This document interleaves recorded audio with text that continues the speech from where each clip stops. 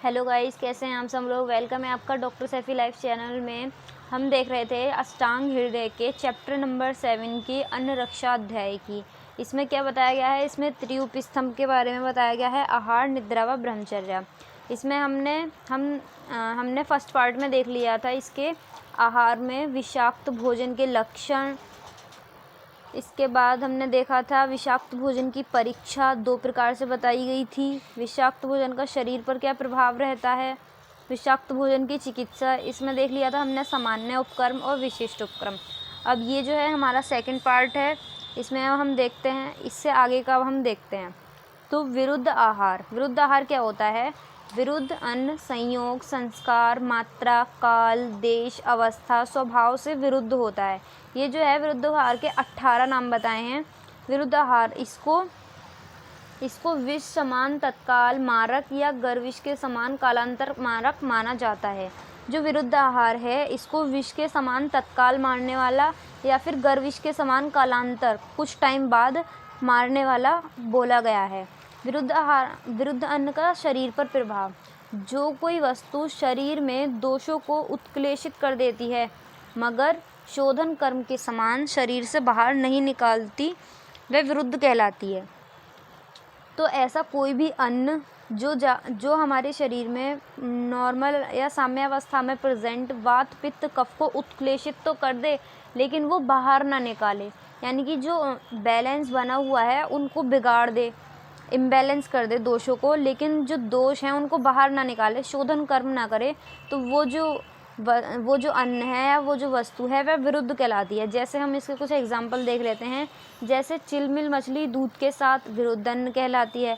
दूध के साथ अम्ल द्रव्य, मधु, घृत, तेल, वसा, जल, इनमें से 2-2 या 3-3 या सभी एक साथ लेंगे तो ये विरुद्ध आहार हैं। मधुर, घृत समान मात्रा में, अगर मधु और घृत दोनों का अगर हम समान मात्रा में लेते हैं तो वो हमारे लिए विरुद्ध होता है, इसको हमें नहीं लेना चाहिए। इसके बाद हम देखते हैं इसकी चिकित्सा।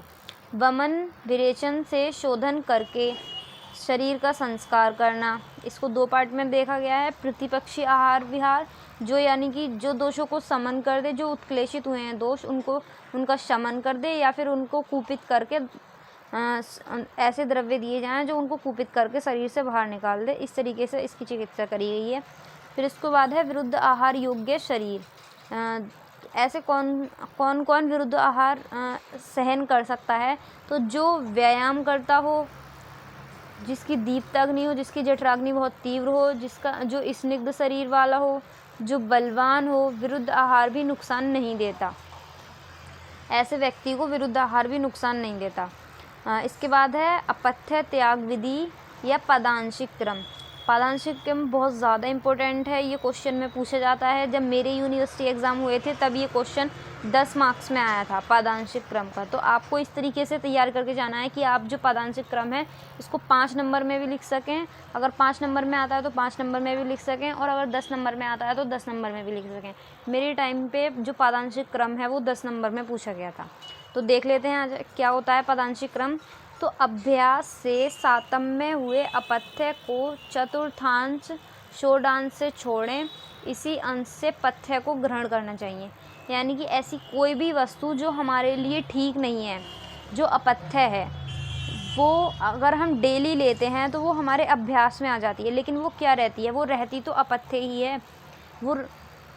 तो ऐसी जो वस्तु है जो हमारे डेली अभ्यास करने से, मतलब डेली लेने से वो हमारे शरीर को सातम्य हो गई है, उसको हमें कैसे छुड़ाना है। तो उसको हमें चतुर्थांश षोडांश, जो ये बताया गया है चतुर्थांश षोडांश, इससे छोड़ना है हमें। इसी अंश से हमें जैसे जैसे हम इसको छोड़ेंगे ऐसी ऐसी हम पथ्य चीज़ को ग्रहण करेंगे। ये पदांशिक क्रम है। तो इसमें हम देख लेते हैं, जैसे कि ये दे रखा है अपथ्य, तो ये दे रखा है पथ्य, तो हमें कैसे छोड़ना है। जैसे हम पहले दिन ले रहे हैं 100% अपथ्य, फिर उसके बाद हम नेक्स्ट डे लेते हैं 75% अपथ्य लेंगे और 25% पथ्य लेंगे। फिर उससे अगले दिन फिर उसके बाद हम 50% अपथ्य, फिर 50% पथ्य, और फिर उसके बाद नेक्स्ट लेना है हमें 25% अपथ्य और 75% पथ्य। फिर हमें अपथ्य बिल्कुल भी नहीं लेना है और 100% पथ्य लेना है। इस क्रम में हमें अपथ्य चीज़ को अपथ्य चीज़ का त्याग करना है और जो पथ्य है उसको ग्रहण करना है। इसको बोलते हैं हम पदांशिक क्रम, जिसके द्वारा हम अपथ्य का त्याग और पथ्य का ग्रहण करते हैं। ये किस क्रम में ये होता है? चतुर्थांश षोडश से। ये जो टर्म दे रखी है चतुर्थांश षोडश, ये आपको याद रखनी है।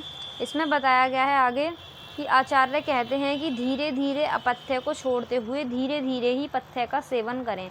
यानी कि जो भी अपथ्य है उसको धीरे धीरे छोड़ना चाहिए और धीरे धीरे ही पथ्य का सेवन करना चाहिए। क्योंकि अगर हम एकदम से किसी भी अपथ्य चीज़ को छोड़ दें जो हम डेली रूटीन में थे, तो वो हमें दिक्कत कर सकती है। तो इसमें ये बताया गया है क्रमेण अपचिता दोषा क्रमेण उपचिता गुणा। यानी कि क्रम से हमें अपचिता दोषों को अपथ्य चीज़ को छोड़ना चाहिए और क्रम से ही पथ्य चीज़ों का सेवन करना चाहिए। अर्थात क्रम से दोषों को घटाते हुए क्रम से ही गुणों को ग्रहण करना चाहिए।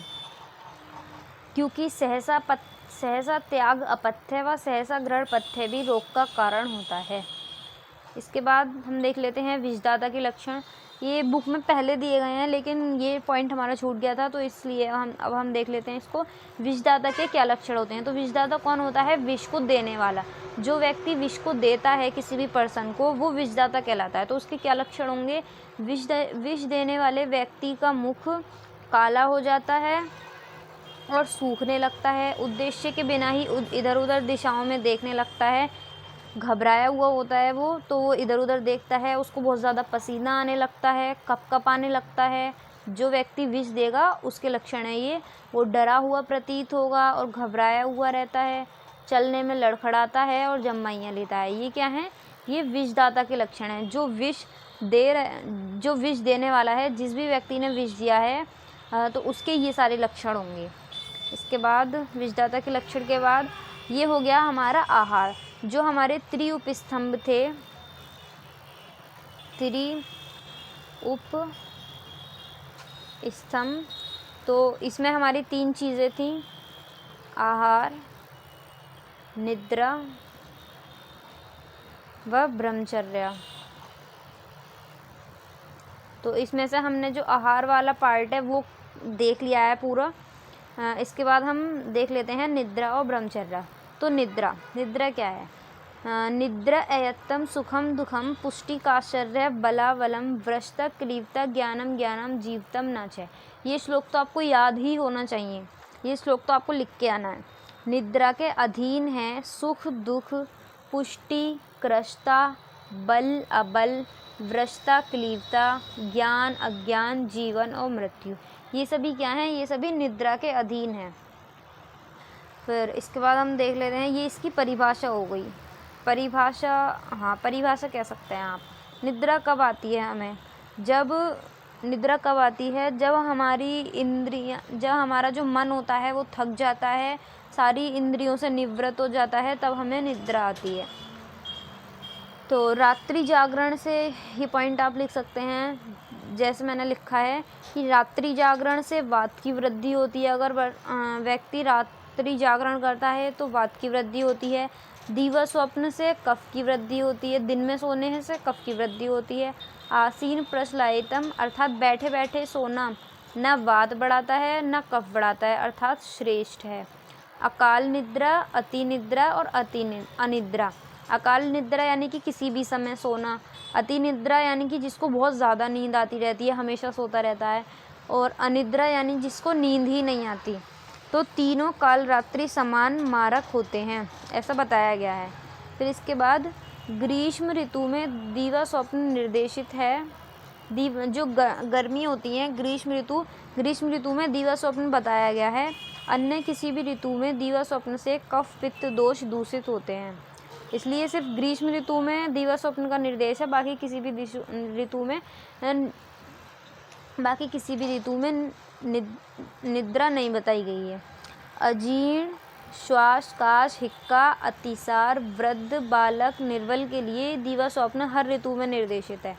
तो तो ये आपको याद रखना है। अजीर्ण, श्वास, काश, हिक्का, अतिसार, वृद्ध बालक, ये इसमें इन लोगों को दीवा स्वप्न हर ऋतु में निर्देशित है।